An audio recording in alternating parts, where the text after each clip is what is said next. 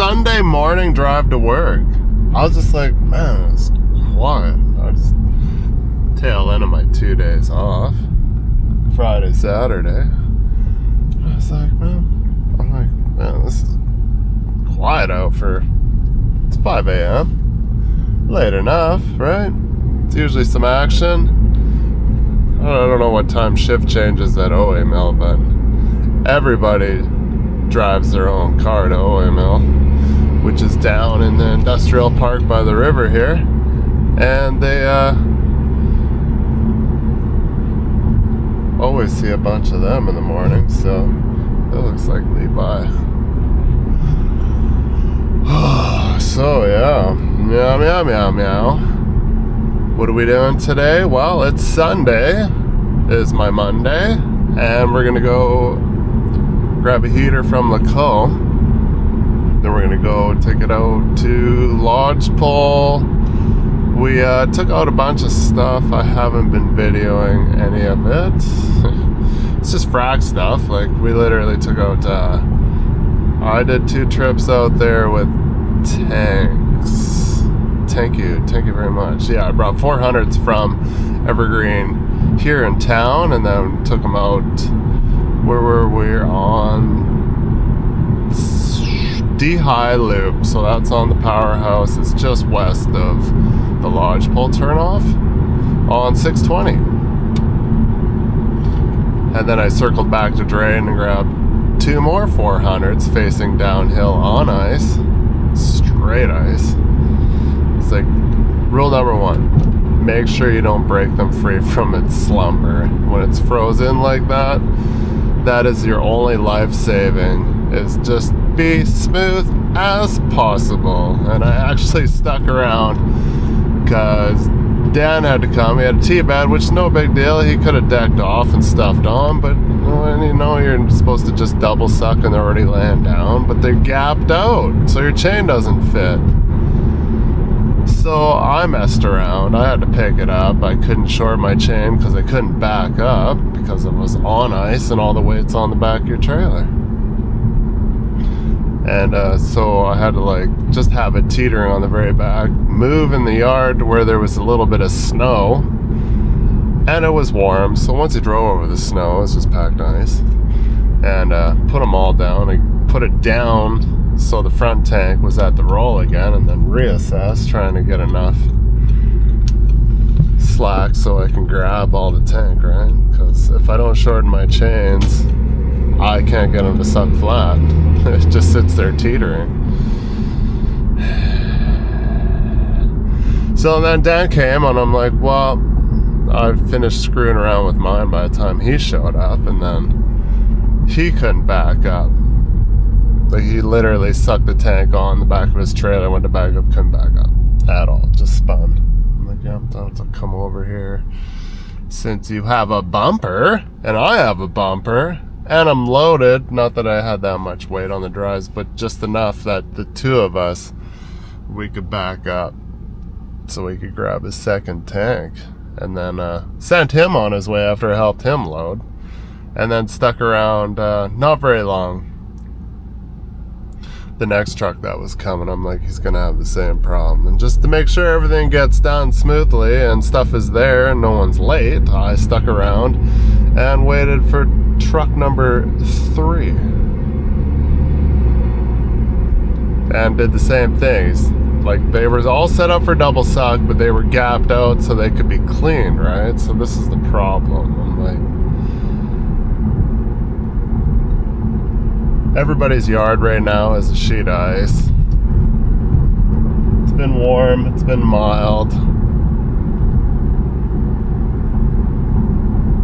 which is fine. It's been nice. What is it right now? It's -8.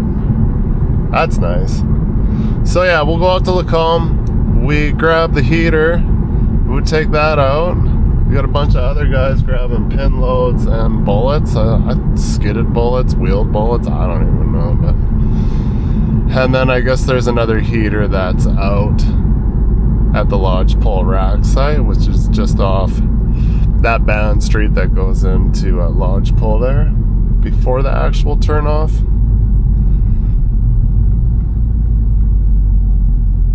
We work in the area a lot for like 2 different companies. So we just, it's just easier to put stuff out there if you're going to be back and forth than to haul it all the way back to town. We try to be active that way, you know what I mean? Try to save everybody as much money as possible by doing that. And then a lot of the rental companies are just happy that they're using them the next time. And they'd be like, yeah, it's cool to leave it there as long as it's not like a shack or something that's going to get broken into and shit's going to get stolen. Which kind of feels weird that they'd leave a heater out there. I don't think there's a lot of copper wire in a heater, but I'm sure there's some. Copper theft is huge. If you leave a shack, especially a shack cord, right, that's on the back, there's a box, and it's got, I don't know what they put in there, 100 foot, maybe more, I'm just guessing. And it's 4 wire, I think that's probably in that. 3 wire or 4 wire, but anyways, dude, that's a couple bucks there to someone that wants to steal the copper. Heavens forbid they get inside and destroy the place, taking out all the copper, because they will. But anyways, okay, that's what we got. Double heaters, and who knows what else. I'm sure we'll have something. I just decided that, hey, making a video Sunday, you're welcome.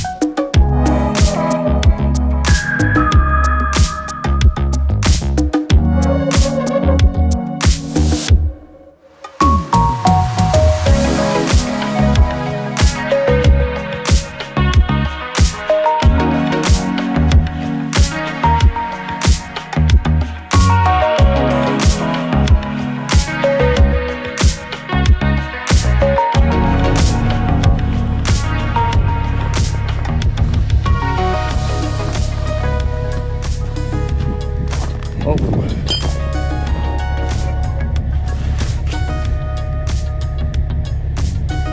You're there. So it's happened a few times. Brutal.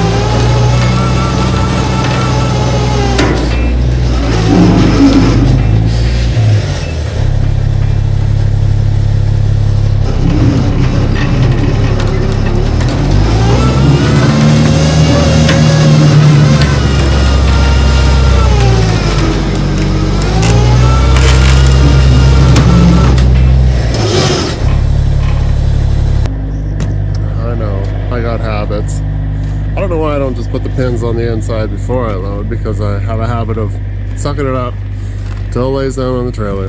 Then I move the pins in. I guess I'm always anticipating that I'm gonna be crooked or something and some aren't gonna fit in, but we got these heaters pretty spot on lately. Sand her down and get going.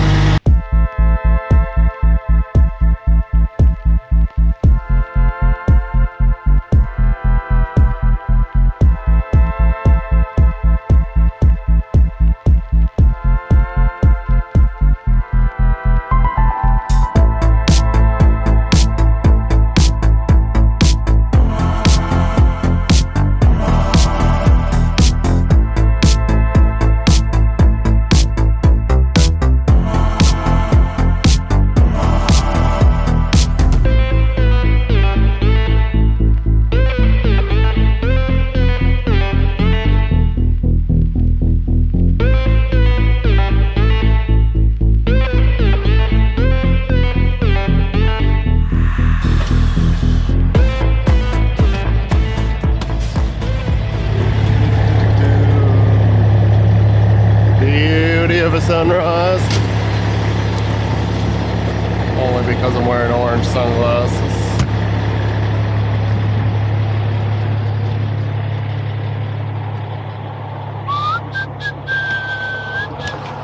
Boy.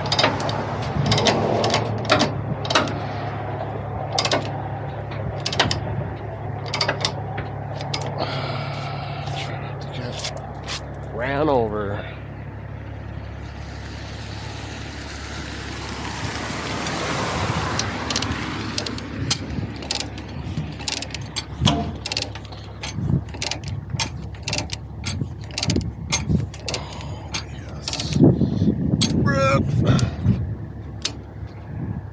Oh, didn't see that.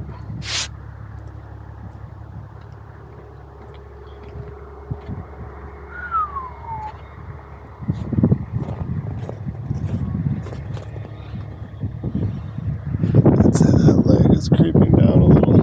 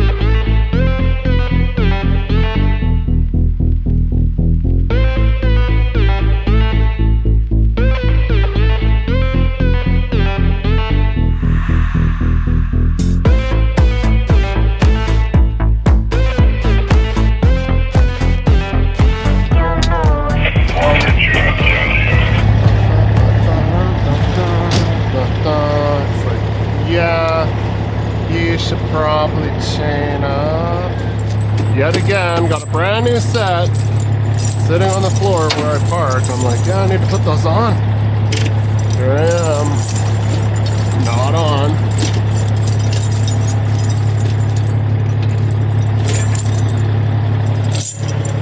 Put these old crusty ones.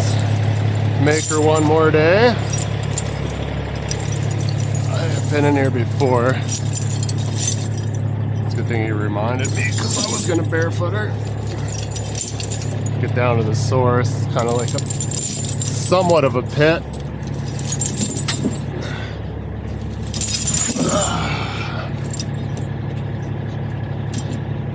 These chains are done.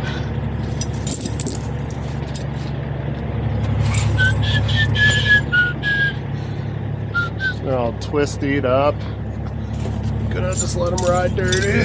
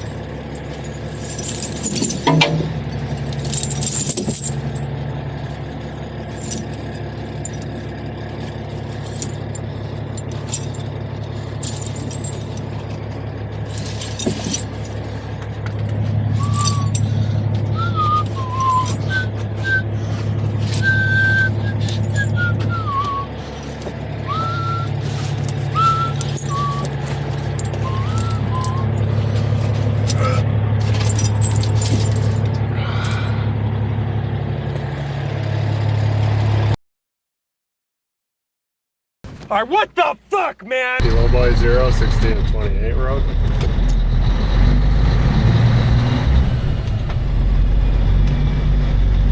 Still got phone service? Because I don't know where I'm going.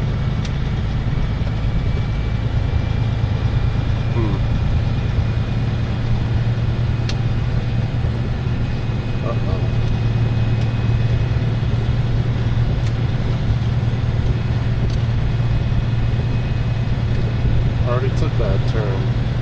Why is it doing this?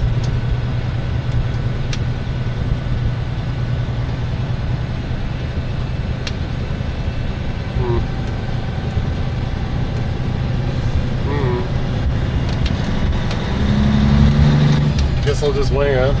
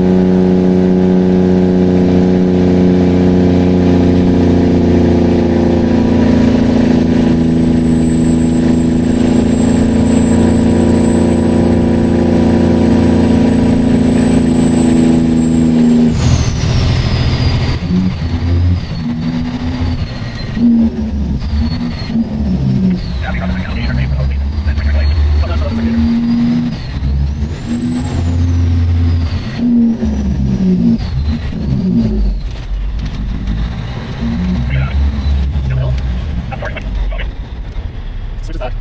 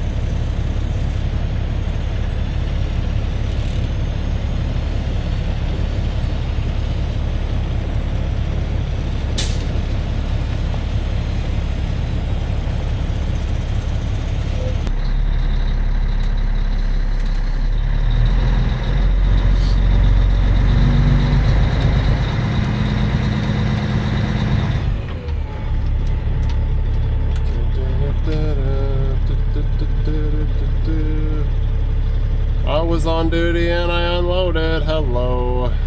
Oh, look at all the edits because someone drove my truck and didn't log it. Sweet. Reject. Rejected.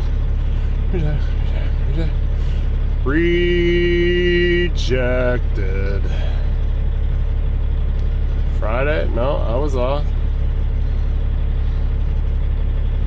Saturday? I was off Saturday. Yep. Awesome.com.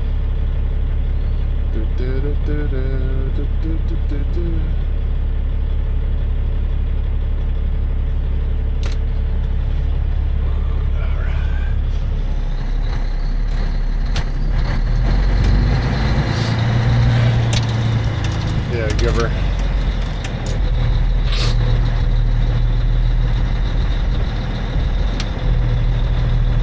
Loaded at 3 on the 4-8.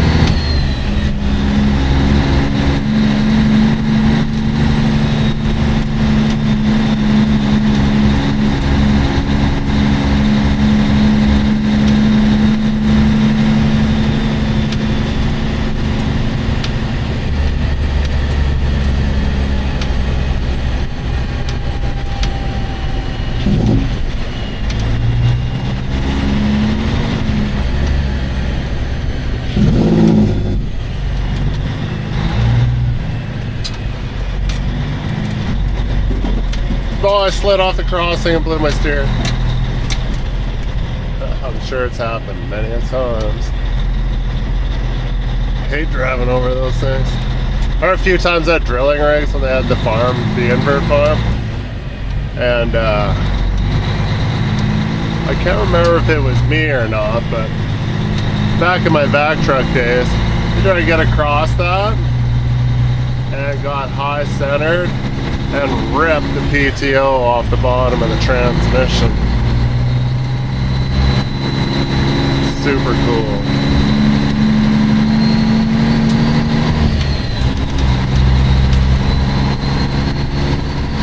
Don't have that problem in the C5 because there's no PTO on the bottom of the transmission because it's 6 down. Probably about that much.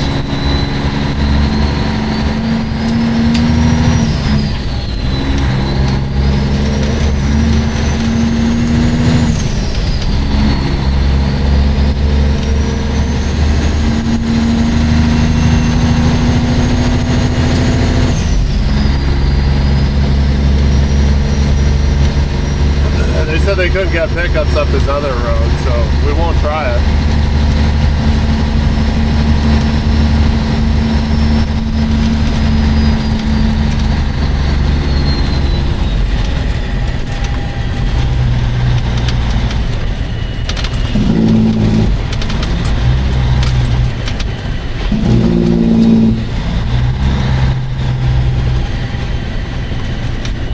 You getting ready for launch control?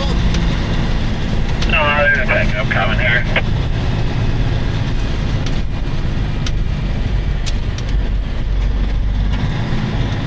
Yeah, hit the nitrous. Yeah.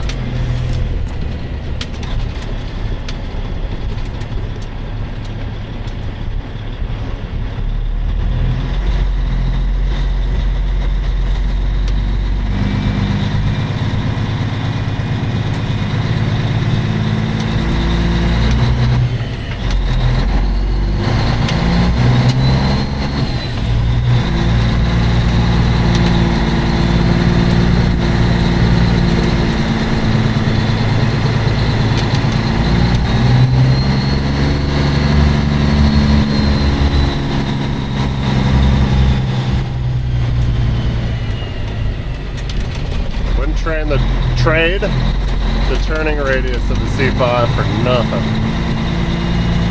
Awesome number 2. Live hydraulics turning radius.